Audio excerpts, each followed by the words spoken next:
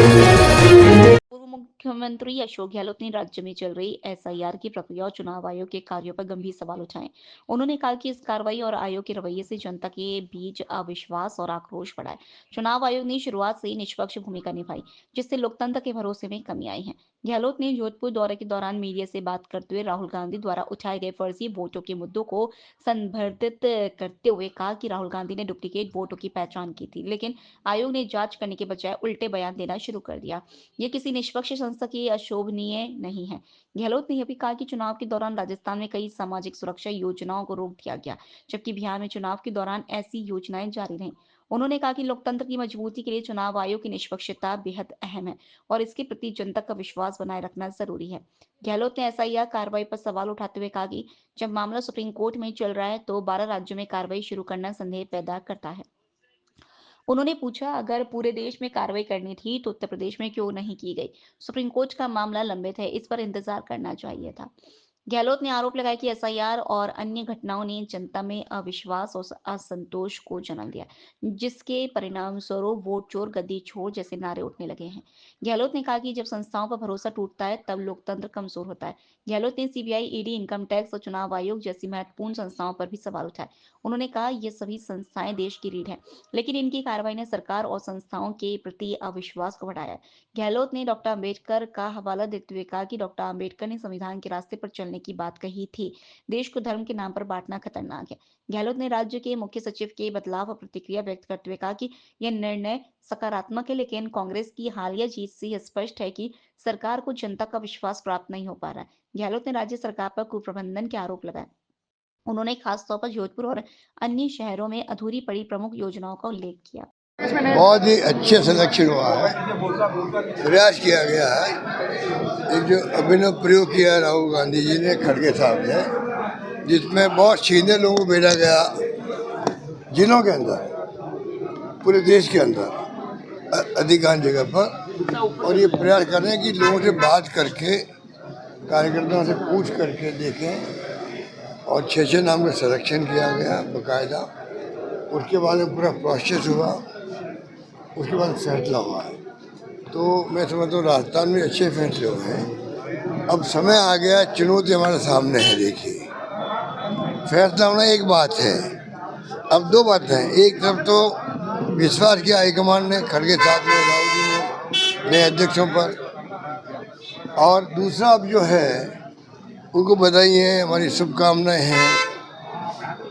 अब दूसरा जो बन गए हैं उनको मेरा संदेश रहेगा, आग्रह रहेगा, वो अब सबको साथ लेके वहाँ पर संगठन को मजबूत करे, ब्लॉक, मंडल, बूथ कमेटी बनाए।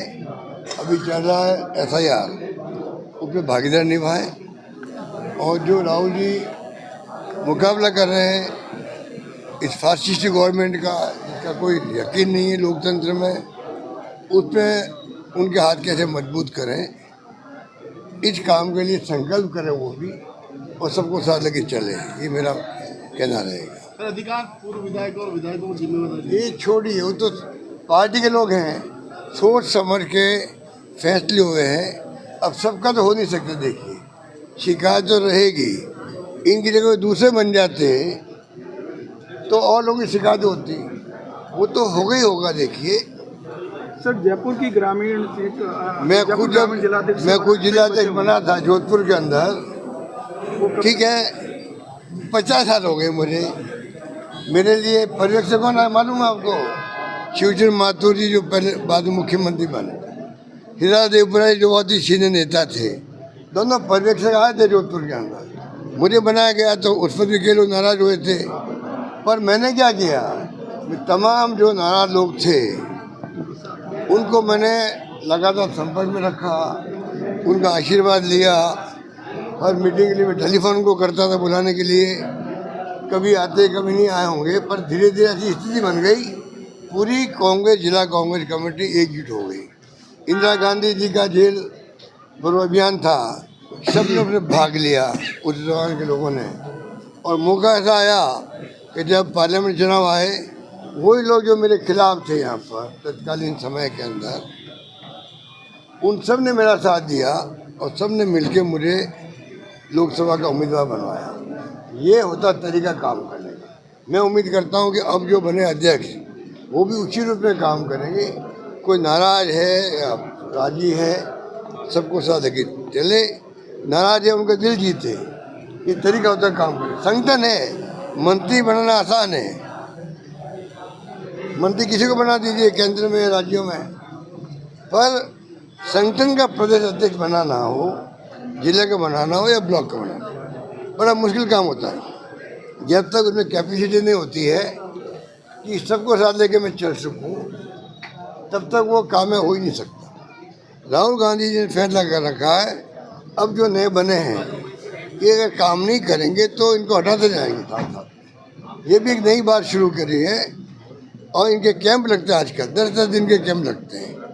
बाकायदा राहुल गांधी जी खुद 1 दिन 2 दिन जाते हैं।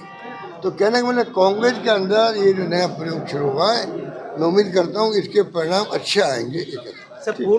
काम किया हमारे सलीम साहब ने भी और नरेश जी ने भी बहुत अच्छा काम किया था। अच्छा काम लंबे समय तक कई लोगों ने, जुगल कावरी नहीं हमारे बीच में है, बहुत शानदार काम उन्होंने किया था।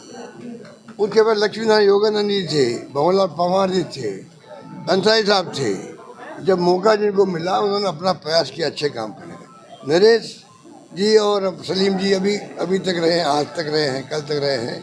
मैं समझता हूँ कि अधिकांश प्रोग्राम किए, ट्रेनिंग कैंप तक कर दिए यहाँ पर, अच्छे कैंप लगाए यहाँ पर। तो मुझे खुशी है कि जोधपुर में कांग्रेस संगठन मजबूत रहा हमेशा।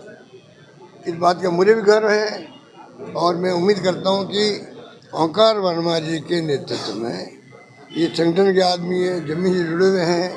अभी बात करें तो 500 पार्षदों के साथ में इनके संपर्क रहा है, 500 का, क्योंकि 4 बोर्ड में रहे हैं मेंबर, नगर परिषद में, नगर निगम में। तो 400 किसे कहते हैं, पार्षद जो है 400 ही ना, 400 का संपर्क रहा। तो अनुभव सब तरह का इनको है, अनुभवों का काम आएगा। जोधपुर में कांग्रेस मजबूती से काम करेगी और संघर्ष करेगी। निकायों का परिसीमन किया गया सर, निगम